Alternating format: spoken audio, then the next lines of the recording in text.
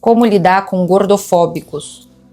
Antes de tudo, eu queria te convidar para uma mudança de perspectiva. A gordofobia machuca quem a sofre, mas ela também aprisiona quem a pratica.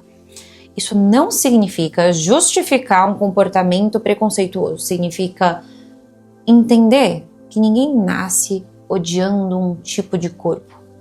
Esse olhar, ele é aprendido, é construído por uma cultura que nos ensina desde cedo que alguns corpos merecem admiração e outros merecem correção, ódio.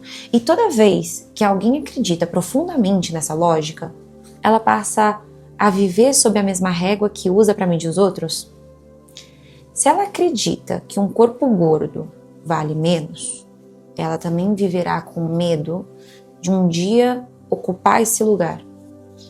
Se acredita que o valor de uma pessoa depende da aparência, ela precisará vigiar constantemente a própria aparência. É uma prisão, porque o preconceito nunca fica restrito ao outro. Ele também passa a organizar a forma como a pessoa enxerga a si mesma e o mundo. Por isso, mudar não é tão simples. Para deixar de ser gordofóbica, uma pessoa precisa encarar uma pergunta muito difícil. E se tudo aquilo que me ensinaram sobre corpos estiver errado?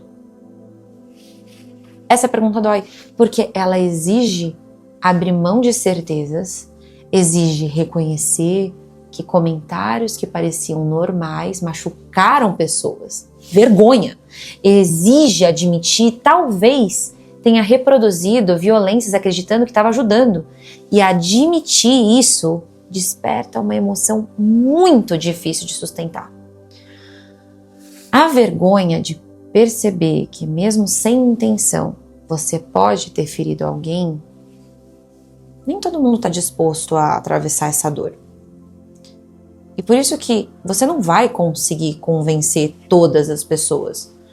Porque mudar de ideia não depende apenas de receber a informação, depende de coragem, coragem para revisar a própria história, coragem para questionar crenças que pareciam verdades absolutas, coragem para aceitar que crescer às vezes começa quando a gente reconhece que estava errado.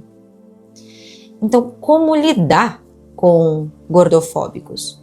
Entendendo que você não tem o poder de mudar quem ainda não deseja se transformar. Você pode informar, pode estabelecer limites, pode denunciar quando necessário, mas não pode fazer o trabalho interno que pertence ao outro. E principalmente não permita que o preconceito de alguém determine a forma como você enxerga o seu próprio corpo. Porque o valor de uma pessoa nunca esteve no tamanho que ela ocupa. O problema nunca foi o corpo. O problema é um olhar que aprendeu a enxergar corpos antes de enxergar pessoas.